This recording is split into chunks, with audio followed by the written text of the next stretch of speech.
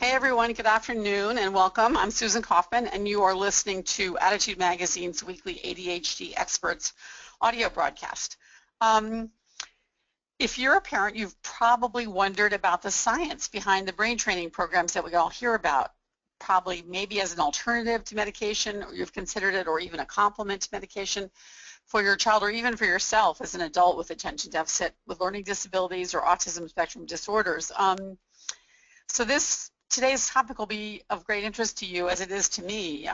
It's neurofeedback and cognitive training, what the research tells us about it and what the science behind it is. Let me just stop first before I introduce our speaker and the topic to thank the sponsor of today's webinar, which is Play Attention. Play Attention is an easy-to-use, advanced neurofeedback system that can improve attention, behavior, and cognitive skills in ADHD children. For more information about Play Attention, please log on to www.playattention.com. Thank you.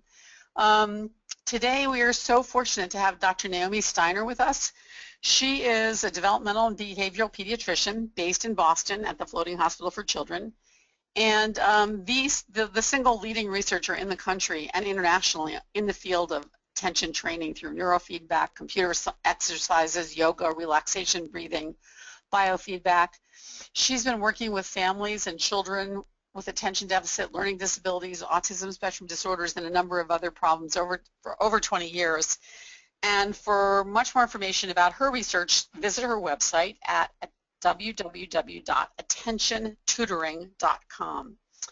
That's attentiontutoring.com. Today, Dr. Steiner will talk about the limitation of medication for treating ADHD, as well as the science behind computer-based interventions, such as neurofeedback and cognitive training. Dr. Steiner, thank you so much for being with us today. Before she speaks, Dr. Steiner speaks, let me first talk about how ADHD experts work, in case you're new to our webinars. Post your questions in the box on your screen. Dr. Steiner will give an introduction for a few moments through her slides, and then she'll take questions for probably about a half an hour. If you have problems hearing us, dial in via your phone line. And after the webinar, you'll find Dr. Steiner's slides as well as a replay of the entire webinar. So if you missed something, you can listen to it again on attitudemag.com/webinars. That's on our website, attitudemag.com/webinars. So with that introduction, let me turn it over to Dr. Stein, and thanks again for being here. Yes, this is Naomi Steiner, and I am absolutely delighted to be speaking at this Attitude webinar.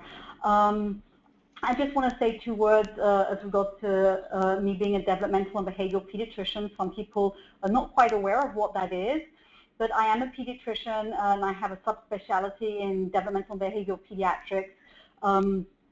The diagnosis that I frequently give are ADHD, but also anxiety, depression, autism, and also learning disabilities and intellectual disabilities, global developmental delay.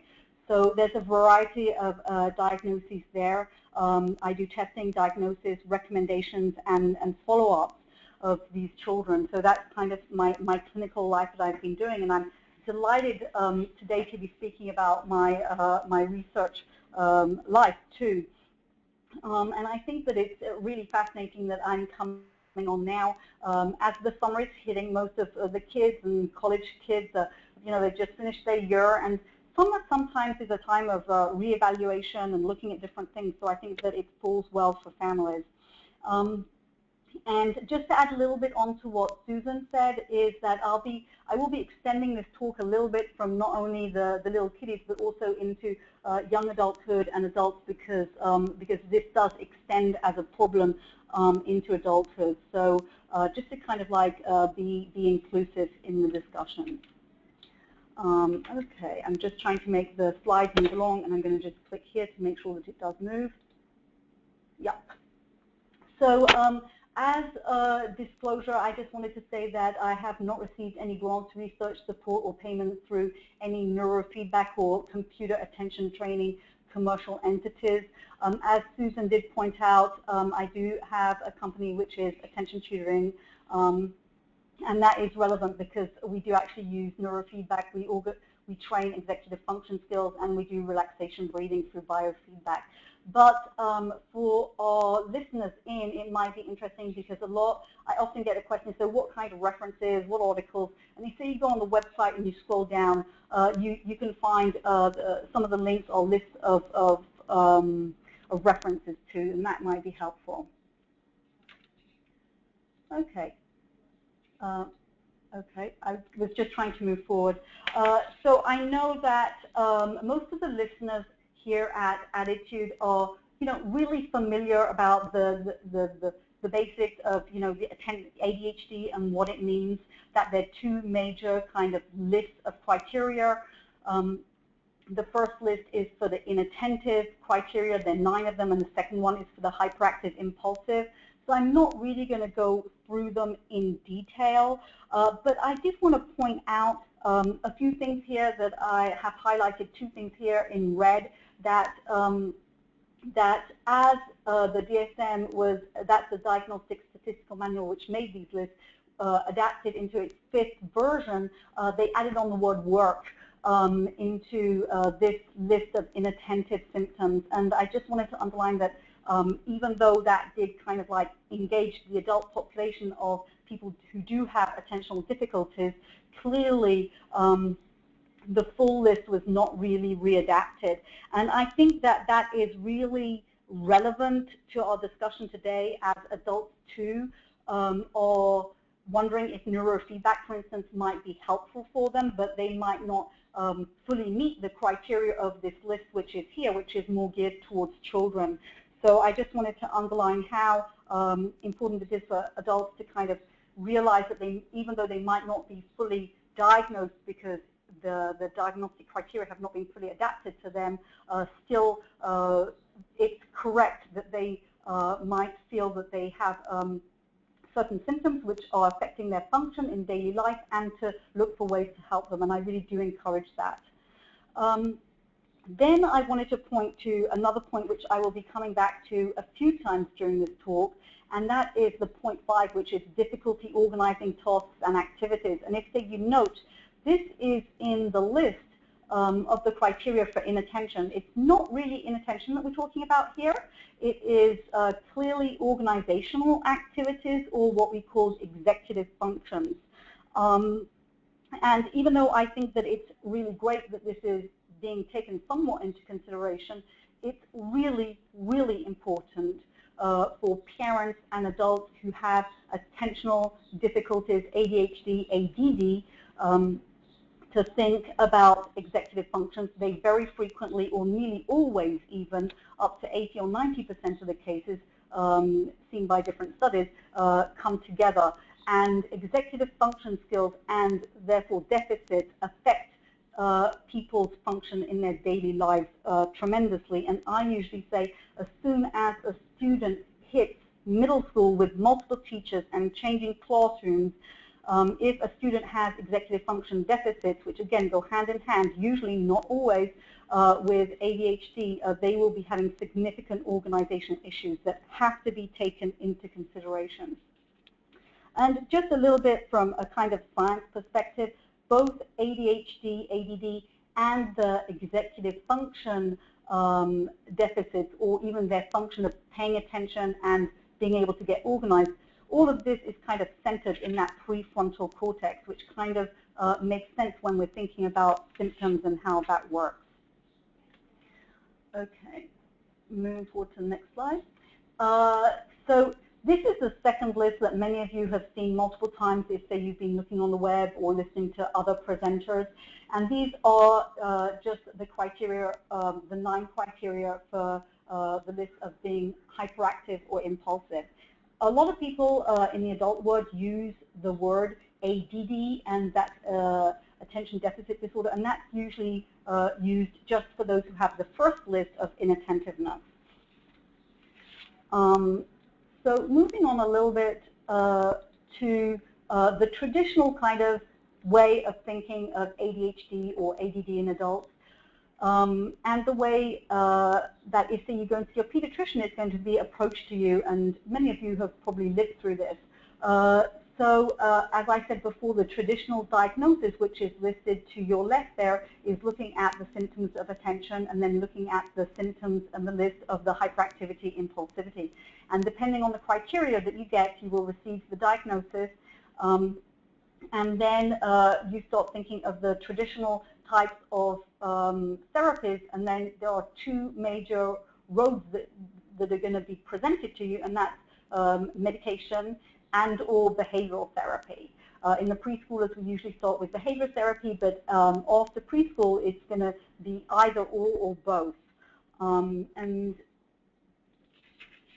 I'm going to talk just a little bit, not for the full time, but just a little bit why one would look at traditional, non-traditional approaches, and that's because of the limitations of stimulant therapy.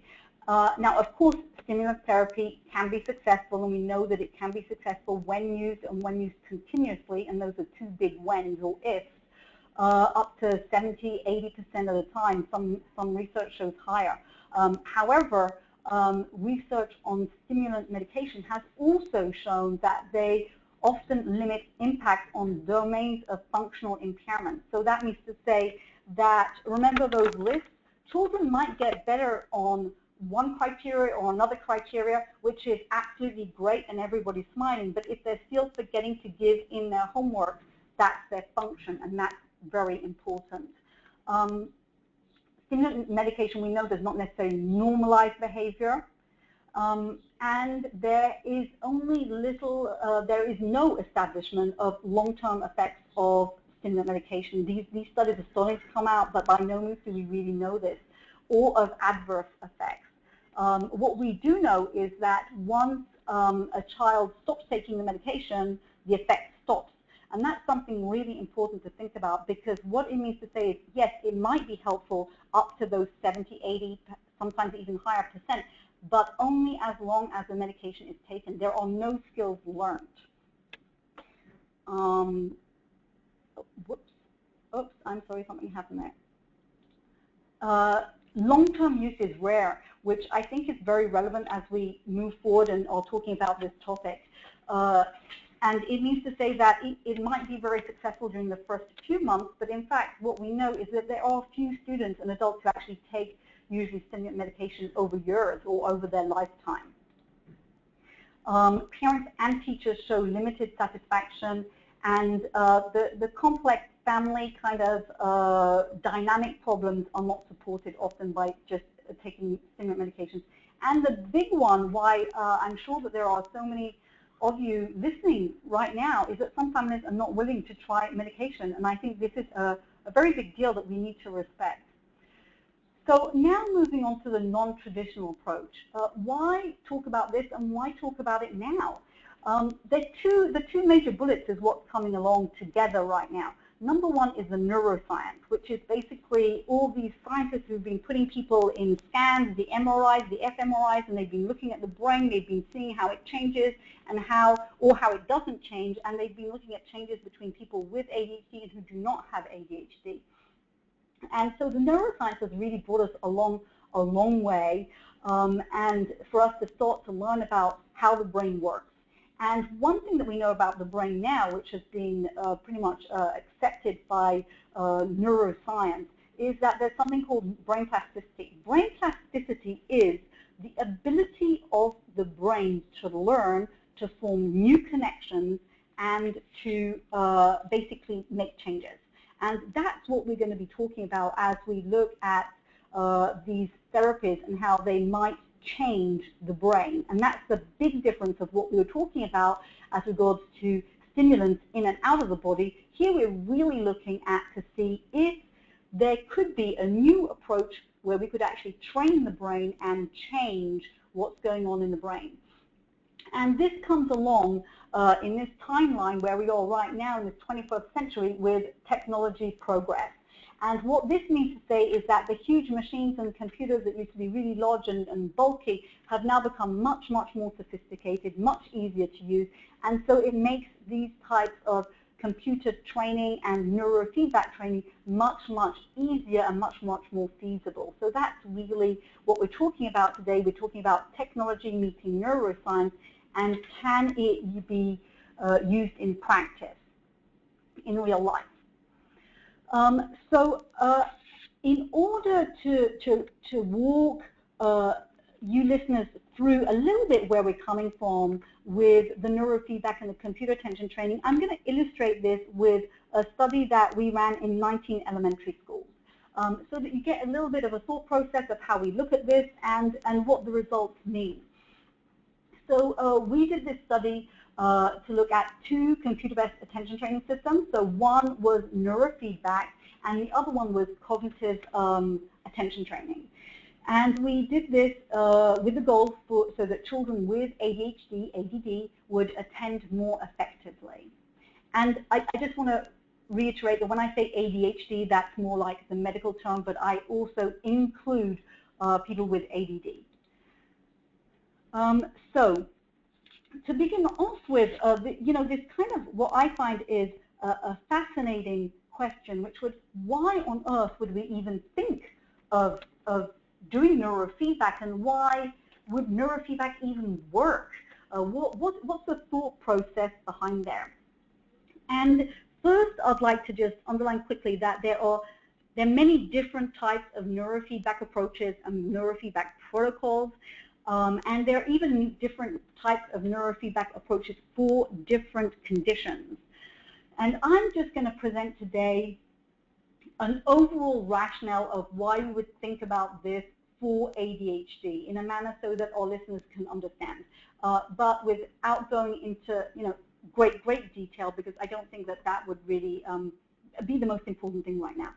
So the rationale for using neurofeedback in children and people who have ADHD is because there are consistently reported deficits of cortical activation in the frontal brain of children with ADHD. So if I repeat this, what I'm saying is that the EEG waves, if they're looked at in people with ADHD, it looks different. And it looks different specifically around the frontal brain area.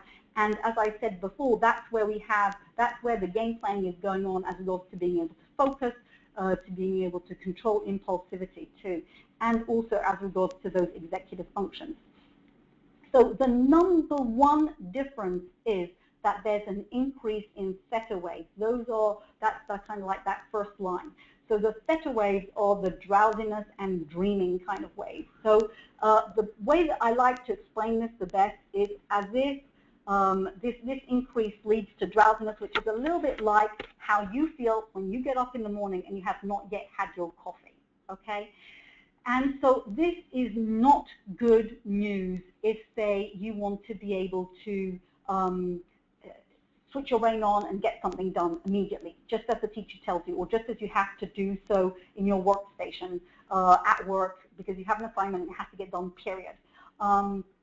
It might be boring, it might not be fascinating, but you have to do your math, you have to write those emails. And so theta waves and being in a kind of like I'm not really alert state makes this more difficult. And then the second situation is that there is a decrease in beta waves, and that's the gray bar.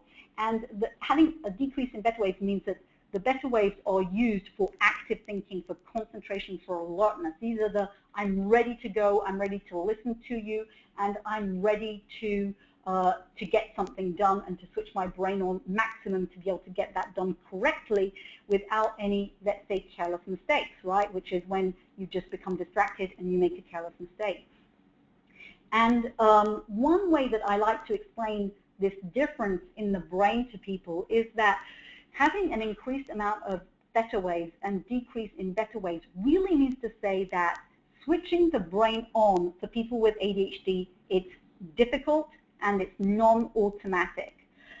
So I like to compare, even if you're an adult, to the situation where we have kindergarten, we have all these cute kindergarteners sitting around in circle time, and the teacher is talking, and all the kids are kind of listening to the teachers, eye locked on teachers. They've just been able to flip the switch on, and it's a little bit like that light switch you have in when you're going into a room. You just flip the light switch and you just go bang with your finger and it just pops on, and it's like something which is really easy to do.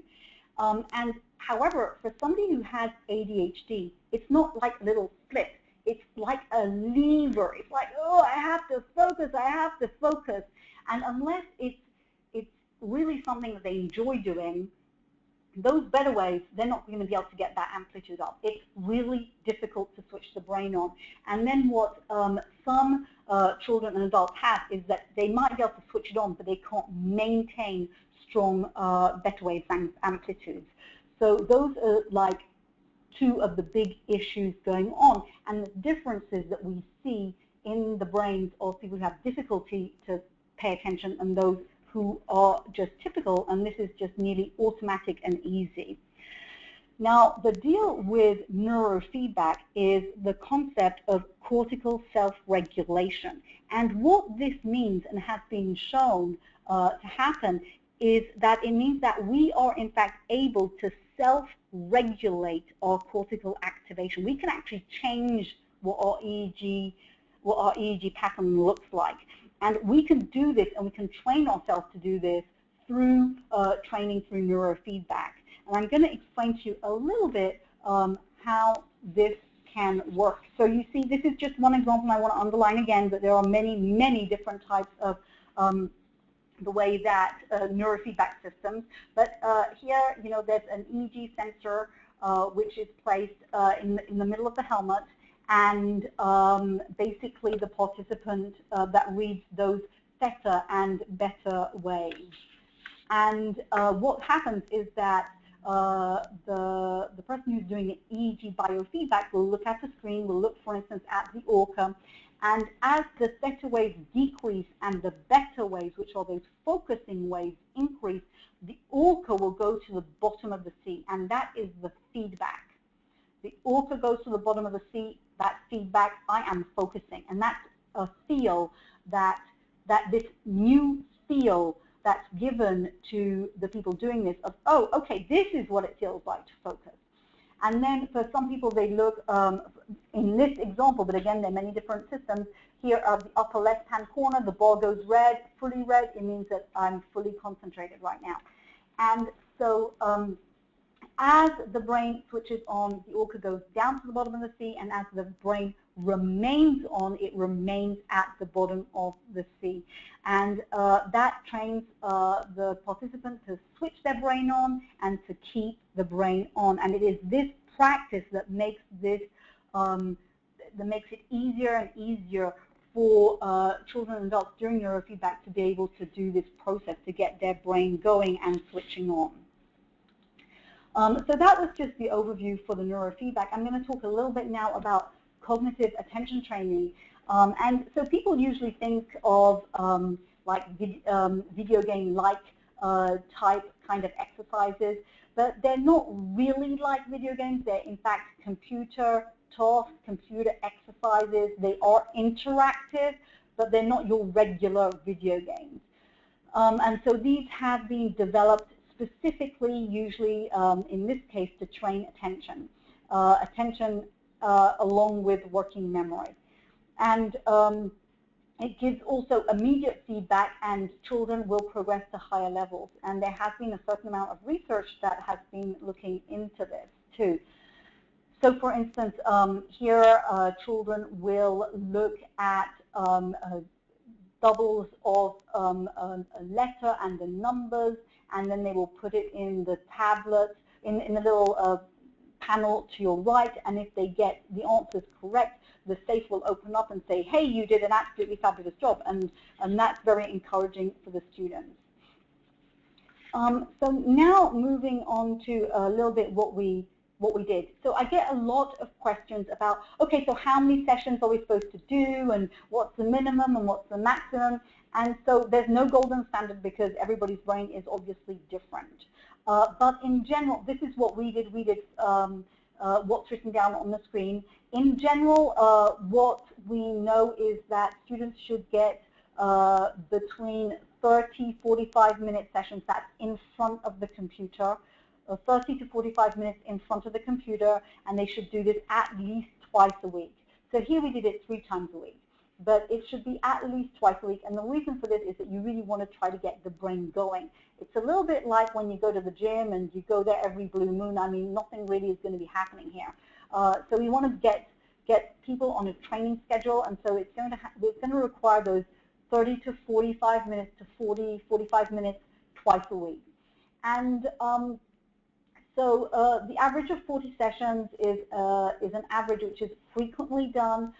These were elementary school children. Sometimes in adults that is a lesser number. And in real life, clinically, practitioners will usually look at what the effect is in order to determine this too.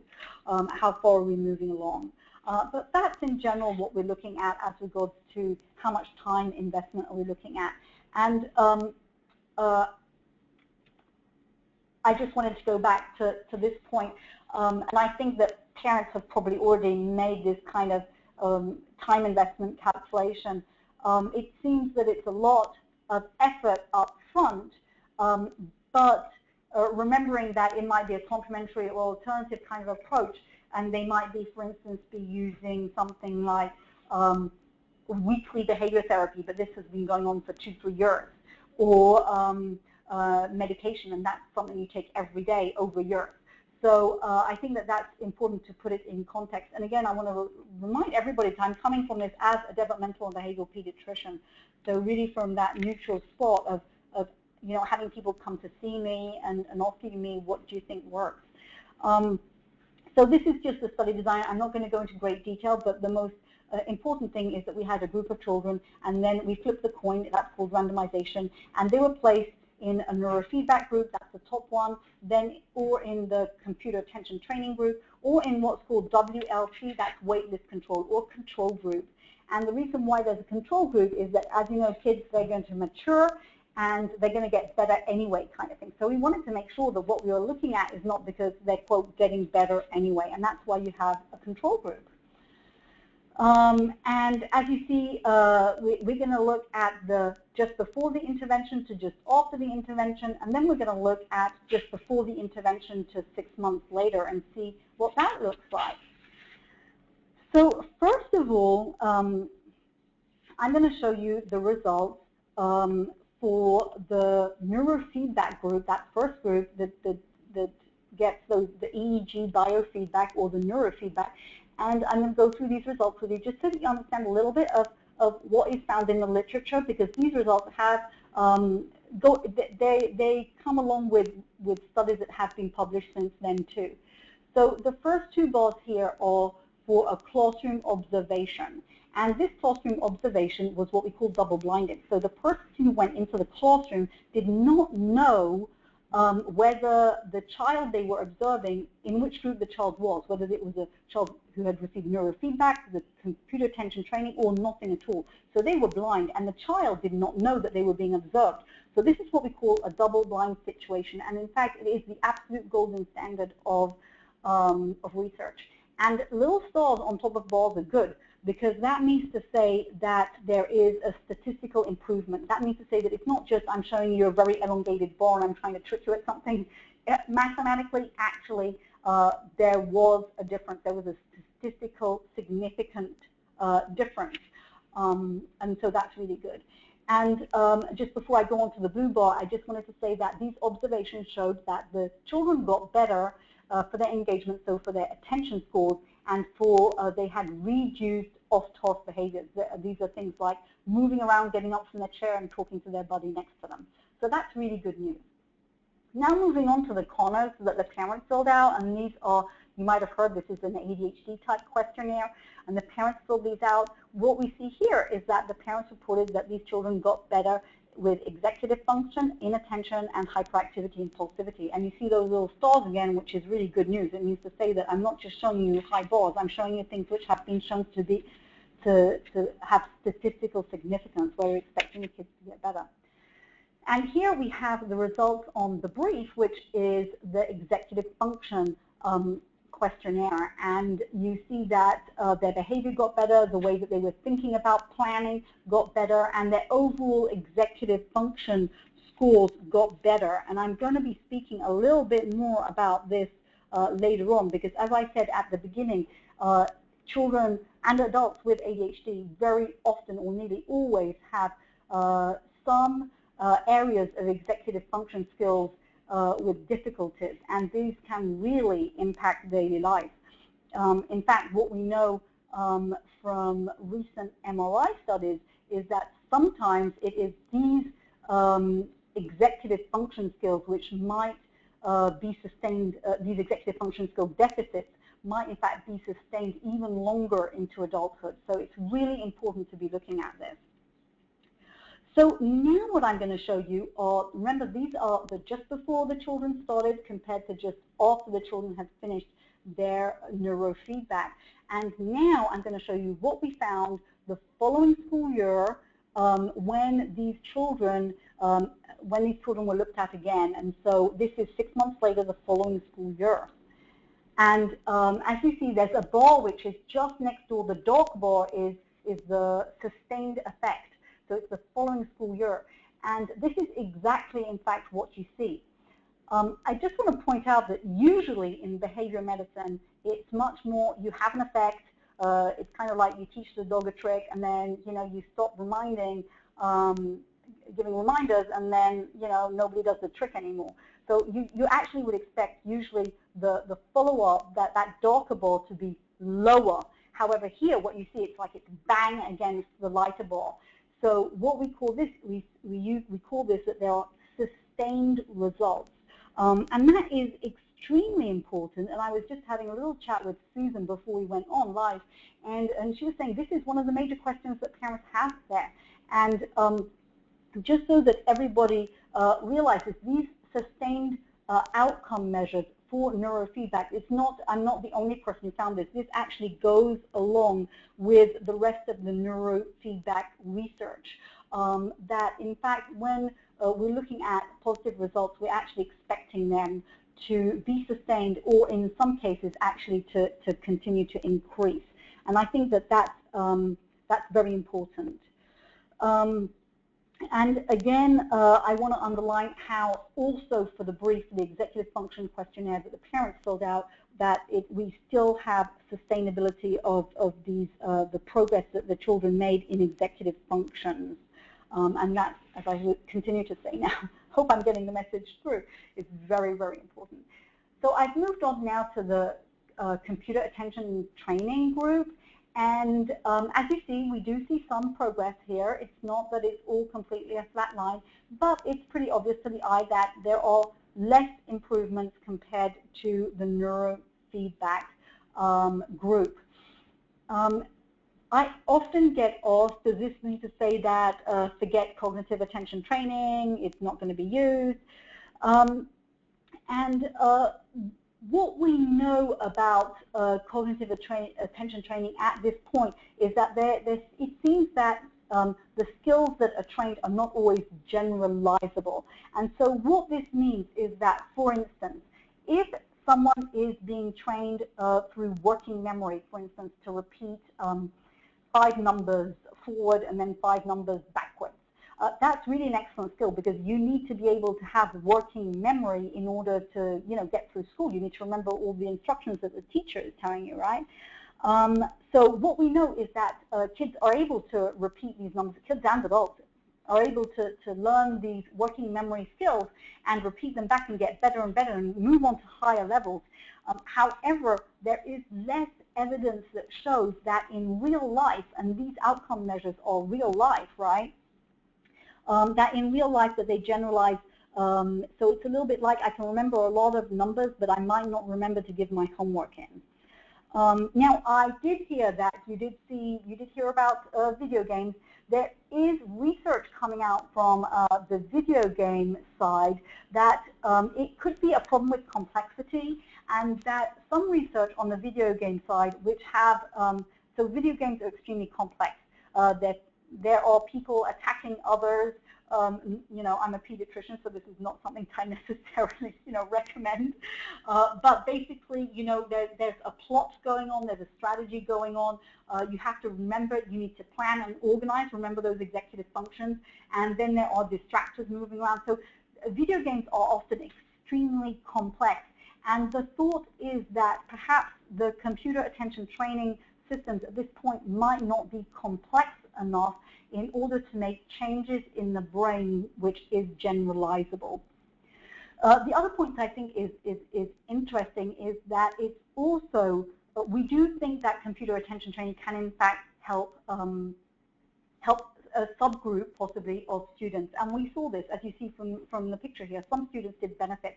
The only issue somewhat is that there's no research which has really been able to pinpoint down what the profile would be of those students. We think there might be more students with special education needs, but there's no real solid research that can really help guide us to answer that question.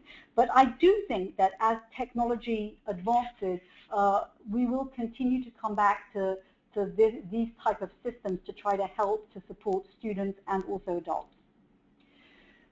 So here, moving on to what we call the WLC, the waitlist control or control group. Remember, this is a group that we use just to look at maturation because you expect people to get better anyway.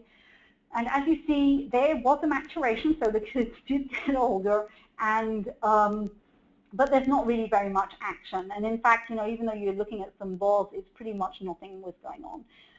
And for the researchers out there, what I want to just give a quick liner, not to scare everybody, I'm not going to be speaking about this a lot, but just to give a quick liner, is that we did run the growth models, and on my website you can get the full quotation of the pediatrics article. So we ran pretty sophisticated growth models, and we compared the neurofeedback group to this waitlist, to this control group, and we found a significance in all of the outcome measures. Whereas for the computer attention training group, there was only significance in one subscale. So I just wanted to point that out for the researchers, because otherwise I know that someone would rightly so have asked me that question. So now moving on to stimulant medication. What was interesting in our study is that it was what we call translational research. It was in schools. In fact, it was funded by the Department of Education. And so we were in schools, and as translational research goes, you basically take the school as it is and the children as they are, and then you implement an intervention. And so part of that implementation is that you're inclusive versus exclusive. And what that means to say is that you include, we included students, for instance, with who were on medication. And then when we finished the study, we looked at the differences of gains that students made, and we compared the groups. We looked at those bars, and we compared the groups who were on medication versus off medication. And what we found was that both groups progressed the same amount. And this is really, really important from just a clinical aspect.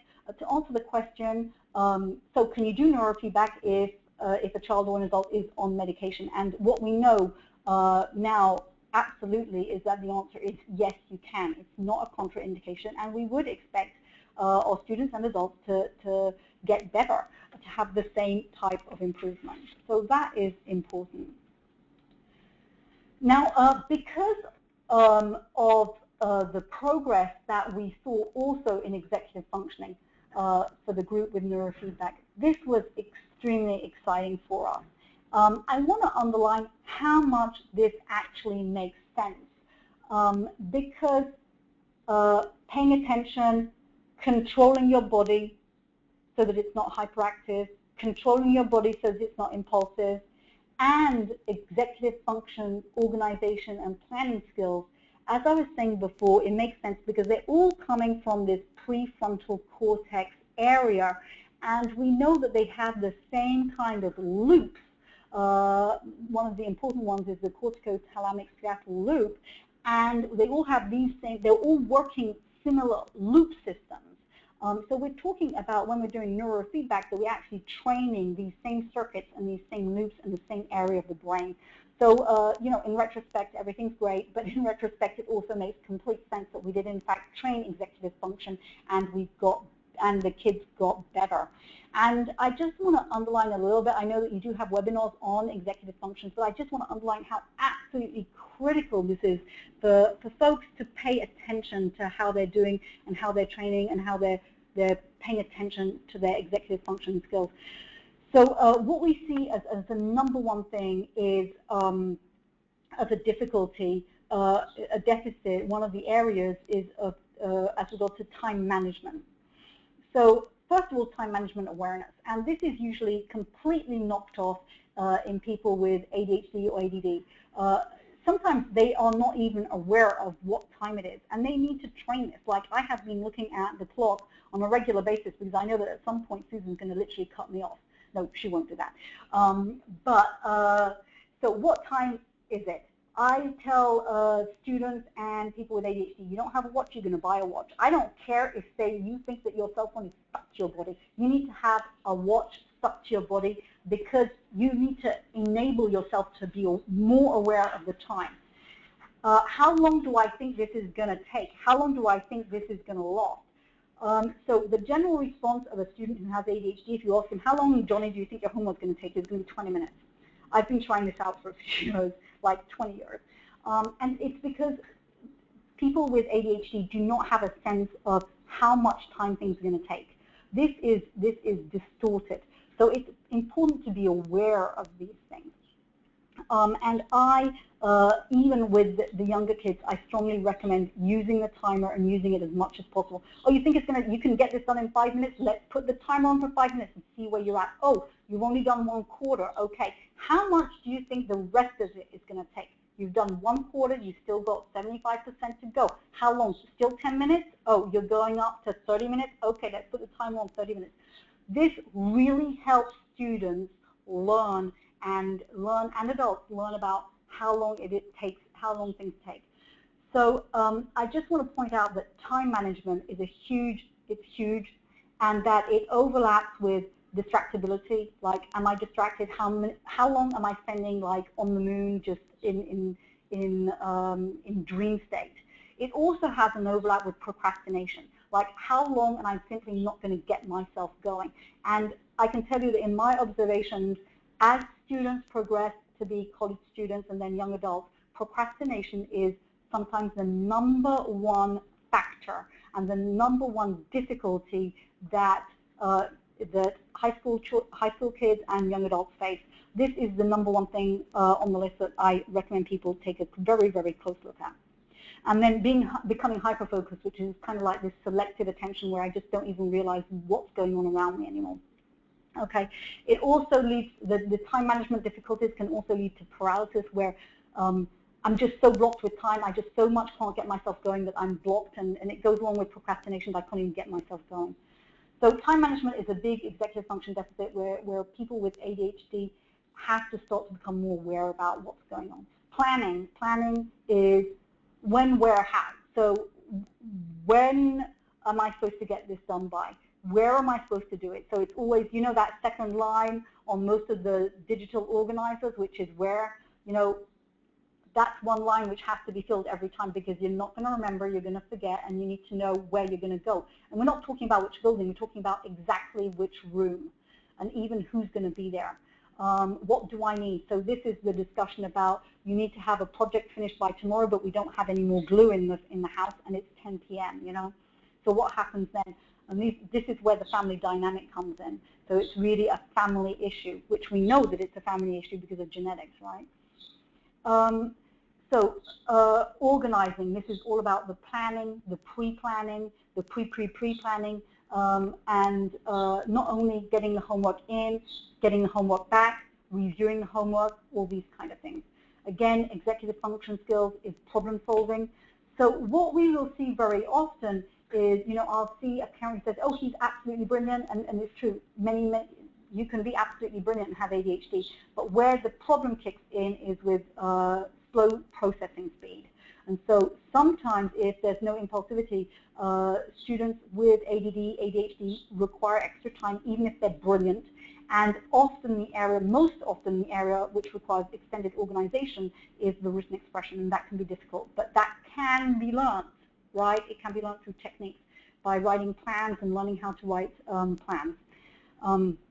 Then we have the area of self-monitoring, shifting, and inhibiting, which is also linked with this huge emotional self-regulation, which is very common in people with ADHD. So why parents often ask me, why do we all, blow up in the family and have outbursts? Well, we're talking about this kind of inhibition, this emotional inhibition, which is difficult, which can get easily triggered, and so this is emotional self-regulation, very important. And I've spoken already a little bit about working memory whilst we're going through things. This is absolutely critical as regards to being able to function. As soon as you start middle school, things get very complicated. And this is an area where students can learn techniques and they can get support to help them with working memory. And often throughout life, in adults, they need to find themselves tricked to accommodate themselves with working memory.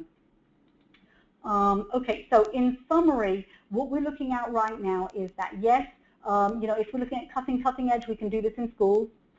Especially neurofeedback, we saw that the kids got better with ADHD symptomatology, but also executive functions. And the really exciting part, which has also been corroborated by other studies, is that these results were sustained at the 6-month follow-up. So I think that moving forward, and as we hit into the summer where people take a look at the year that's just gone by, we can start to look really now at neuroscience and brain plasticity and how we can change the brains and think that our brains are there and they are ready to be trained and ready to train.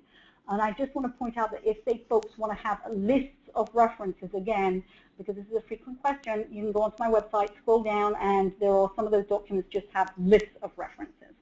So with that, I finished this presentation, and I turn it over to Susan. Thank you so much. That was just fascinating. There are just tons of questions. Let me just ask a couple of really practical ones that people have.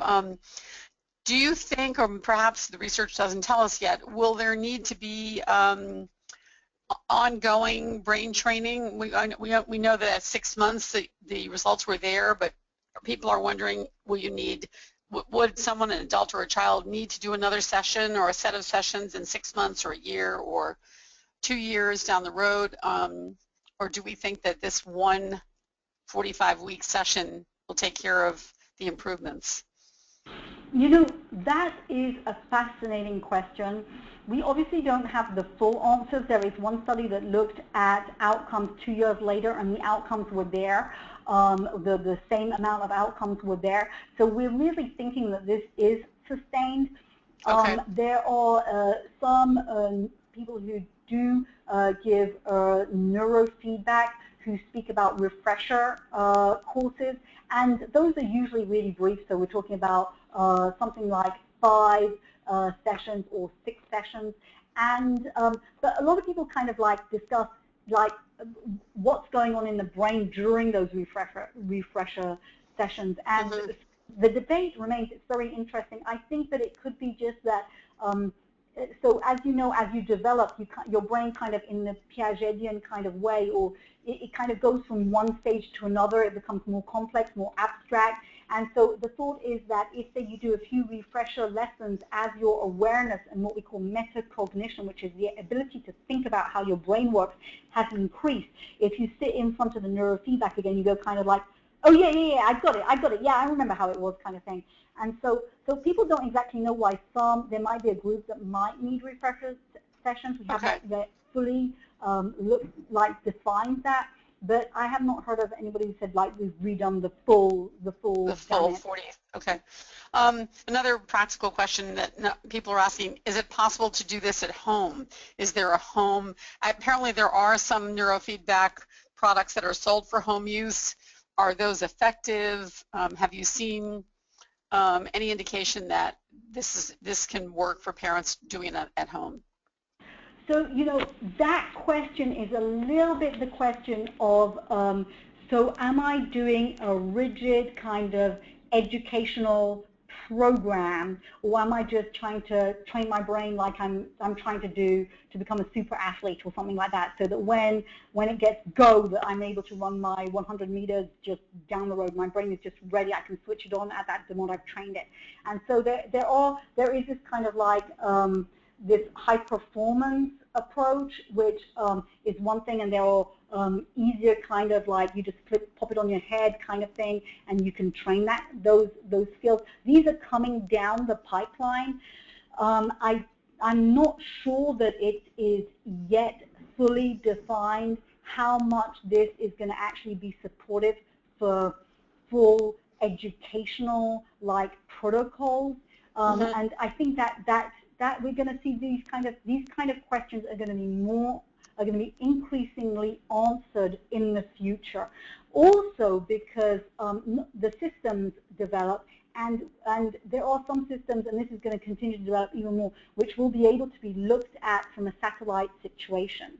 Okay. It's not going to be necessarily even, the student is at home doing it by himself, but the student is at home it's going to be nearly in a live situation, or at least in review of data by a therapist. So these things are going to become, answering this question, this is going to move along very, very fast. Okay, and it might be a little bit of a gray zone. Right. If I can just say, I think that specifically for people who do have ADHD, ADD, where it is specifically, I have difficulty with routine and organization, that's where more help might be required. Hope that makes sense. So okay. They do need more support to get things done. Hence coaching, right? And I'm sure that you have webinars on coaching. So it's not going to be a one-fits-all, but I do think that that the kind of gray zone is going to be looked at more and more to find a good fit for each family. Okay. Here's a great question from someone. She says, are you saying that neurofeedback actually cures ADHD? In a sense, that is the question. Is there a cure for this kind of executive dysfunction that we see and behavior problems that we see in ADHD? So, I mean, yeah, it's a little bit of a tricky question because what we do know is that the studies that have been done that's looked at pre-intervention, so before the training and then after the training, they do show, like, quote, normalization of the EEG pattern, which means to say that, remember how I was saying that the theta and the beta waves, they were kind of like split before? Well, those do become normalized.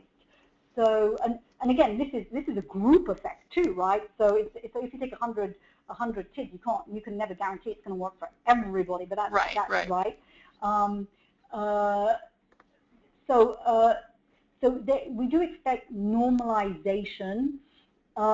Cure is a word that it's an interesting word. I'm not sure I would go as far as that. I'm not sure that even people with ADHD would want to go as far as that, to tell you quite frankly, because they want to have their creativity. They want to. They don't really want to. They want to have access to their different brain too, but they also want to be able to train certain skills where they have deficits. So, well, here's a really interesting question also. The research clearly shows that neurofeedback is effective in developing metacognitive skills and abilities. Is there any research that shows that translates into success in the workplace or at school? In other words, are we sure that this can translate, how this can translate to motivation or emotional regulation or the ability to succeed in school or at work? Yeah, I mean, that is an absolutely great question.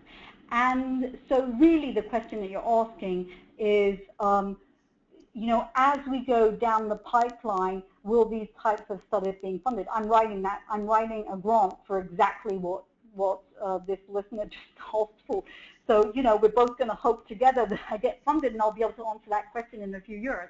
And I do really, really hope that we're going to be moving towards being able to look at these, exactly those kind of outcomes. Like, okay, if you give a math sheet, did it get better? If you look at reading, did it get better? Right. Not just on one level, but like, is everybody really, really functioning better?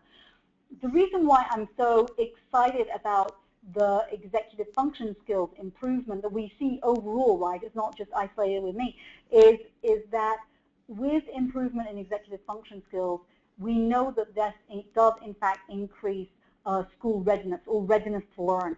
So this is the huge push at the Department of Education level, is to improve executive function skills, because research does point towards improvement in executive function skills as improving outcomes for education. So that's why I can say things are looking good. But, you know, can I like quote 20 studies which have actually proven this? This is where we're not quite at this point. But the step has already been shown in other areas. So I will continue to work really hard, I promise you. Okay. I want to make sure, you know, we only have a little bit of time left, and there's a question that many people have asked, whether they're from Chicago, Canada, San Francisco, where can they find a trusted practitioner who can conduct neurofeedback in an effective fashion? Yeah, and so this is also, I do get these emails every week, and so this is a problem because as you're hearing is this is coming, this is what's happening right now. I do recommend that people go to something called the ISNR website. That's ISNR, and they do in fact have lists of people who've been certified in neurofeedback. Myself, for instance, I'm not certified, so just because somebody is not certified does not mean to say that it doesn't, they're not serious about it. But that would be one website to go through. Okay. And start to speak with your pediatricians. And I would recommend this for multiple reasons. It's just also for the kind of like the community effect. Because a lot of pediatricians, like, I mean, I've obviously spoken also at pediatric conferences, and as I said before, I published in pediatrics, but a lot of pediatricians might not be fully aware of this, but that does not mean to say that, you know, parents educate pediatricians too, and I can say this as a pediatrician, I've learned a lot through my patients. And so I would still encourage you to go to your pediatrician, and you might be surprised, you know, this is something that more and more pediatricians are looking into, and they might have a trusted person that they have to refer their families to. And as David says, Helvin says, it might be helpful to mention to the audience that the American Association of Pediatrics acknowledges the efficacy of neurofeedback to treat ADHD. So that might help for people seeing their own pediatricians. Can you repeat, Naomi, please, the website again? People are not able to find it. isnr.com.edu. Do you know? It might be .org. I'm not exactly quite sure, but it's apparently it's isnr.net. So someone has found it. Thanks a lot. Right. Yeah. .net. Yes. I guess the last question Society is of Neurofeedback Research. Okay. Okay.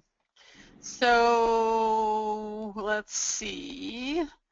Does that also have information on Canada?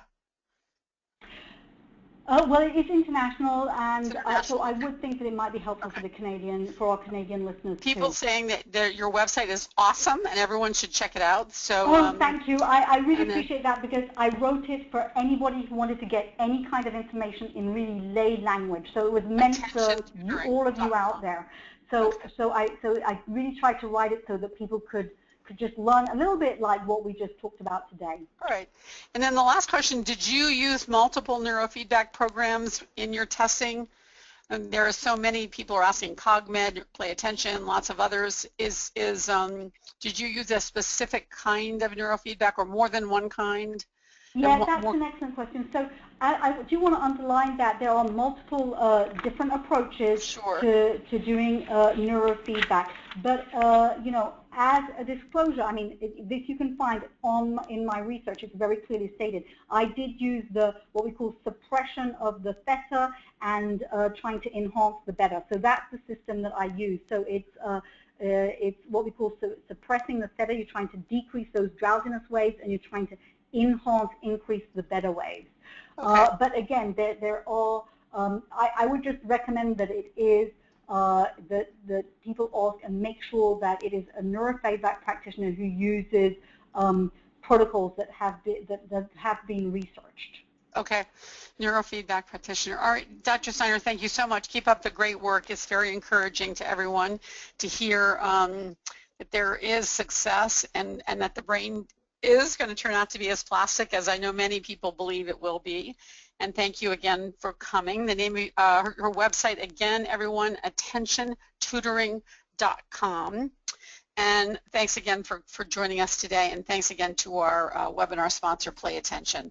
We're grateful to all of you for listening in. Next week, on July 14, Bastille Day, we'll have Dr. William Dodson on mistakes that doctors make in ADHD diagnosis. So he's always a popular speaker, so please check back next week. Thanks again, Dr. Steiner. You're more than welcome. Bye-bye. Bye, everyone.